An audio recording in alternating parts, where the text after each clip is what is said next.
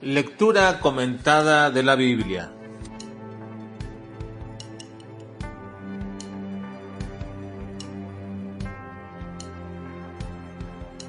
Hechos capítulo 16 al capítulo 20.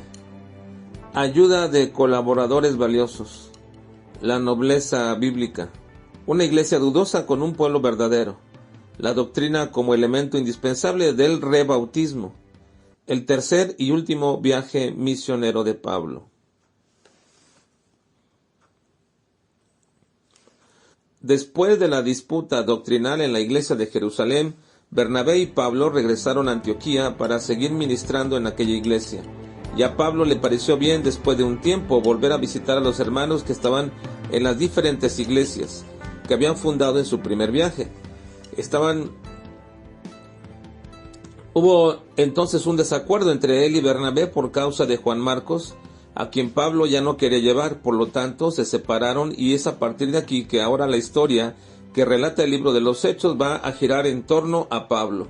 Algunos se han preguntado que quién tendría la razón, Pablo o Bernabé, respecto a Juan Marcos, puesto que Bernabé quería llevarlo y Pablo no. Definitivamente podemos decir que en ninguno de los dos cabía la razón completamente, porque el desacuerdo fue tal que se tuvieron que separar. Pero sí podemos decir que respecto del ministerio hay dos indicios que nos dejan ver que Pablo tenía la razón, o que tenía razones más adecuadas para que no fuera con ellos Juan Marcos. Una de ellas es el hecho de que la iglesia de Antioquía le dio la bendición y reconocimiento a Pablo cuando sale a su segundo viaje misionero, y en el caso de Bernabé, él salió y se fue por sí mismo, junto con Juan Marcos. La segunda razón es el hecho de que no solamente la iglesia reconoció este movimiento como algo que Dios estaba guiando, sino que también el Espíritu Santo guía a Lucas, el escritor del libro de los Hechos, a seguir a Pablo y a unirse a su equipo a fin de contar toda la historia de este primer esfuerzo misionero en el primer siglo.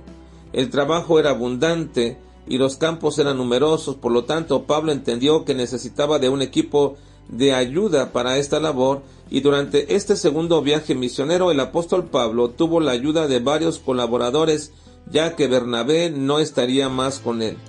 Voy a dar una pequeña descripción de algunos de sus colaboradores que encontramos en todo el libro y en muchas de sus cartas.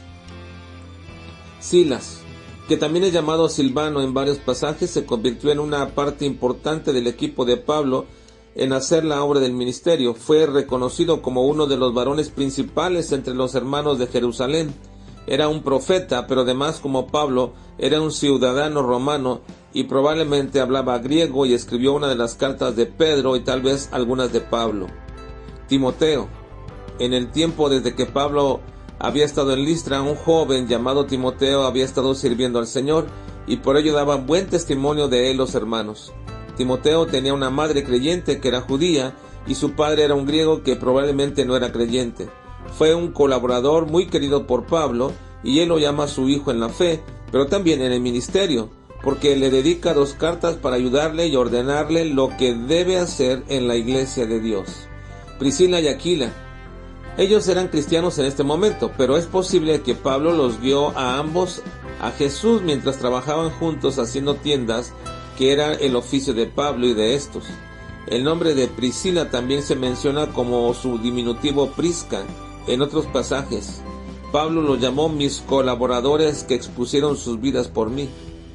Apolos, aunque él propiamente no fue un compañero de Pablo, sí trabajó en apoyo a Pablo en la obra de Corinto. Era un hombre educado y poderoso en el conocimiento de las Escrituras, y fueron Aquila y Priscila quienes realmente le llevaron a los pies de Cristo, porque él solamente conocía el bautismo de Juan. Fue tal su avance en el Evangelio y su influencia en Corinto, que Pablo lo menciona como uno de los hombres influyentes junto con Pedro y él mismo. Aristarco y Segundo. Ambos vinieron de Tesalónica. El nombre de Aristarco estaba relacionado con la aristocracia, la clase dominante, y es probable que él viniera de una familia rica y poderosa. Segundo era un nombre común para un esclavo. Los esclavos a menudo no eran llamados por sus verdaderos nombres, y el esclavo de mayor rango en una casa a menudo era llamado primero.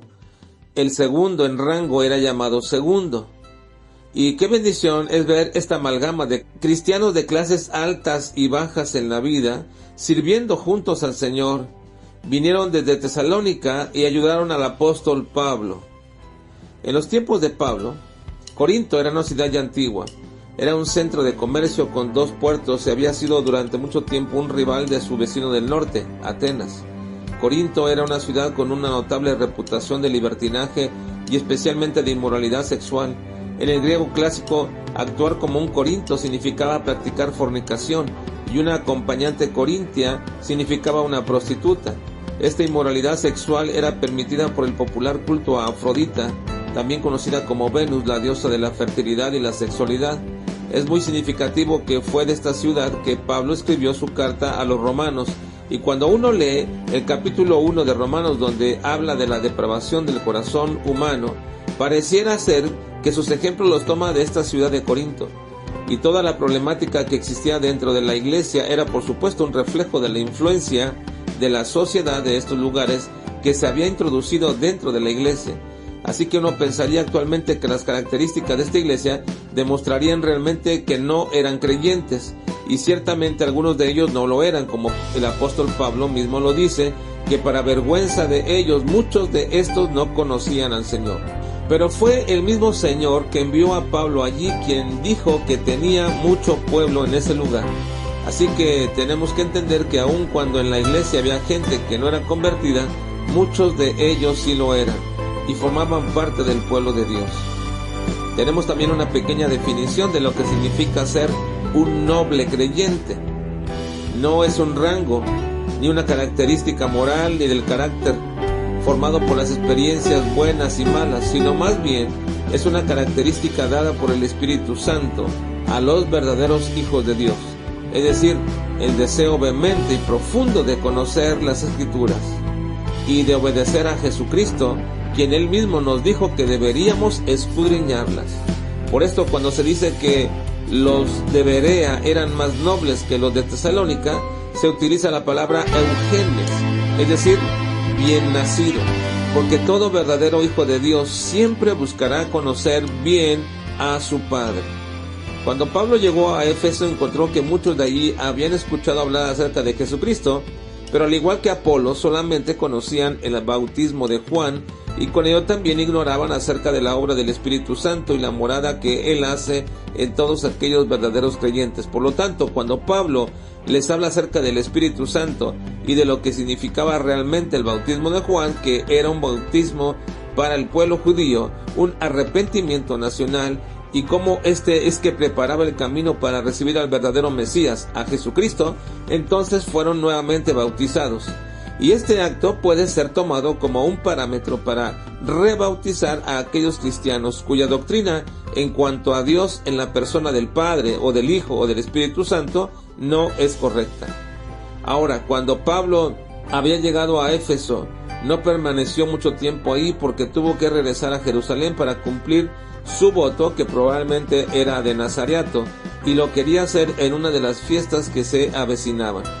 Pero después de esto se regresó a la iglesia enviadora, es decir, la iglesia de Antioquía, y es aquí entonces que vuelve a salir a recorrer las obras establecidas, y así entonces comienza su tercer viaje misionero y último. Establece una iglesia en Éfeso, a donde regresó como lo había prometido, pero después de recorrer las regiones de Macedonia y de Grecia, comienza a despedirse de los pastores de las iglesias que había fundado, diciéndoles que ya no lo verán más, y que le había sido revelado por el Espíritu que lo que le esperaba ahora eran prisiones y tribulación por causa del nombre de Cristo.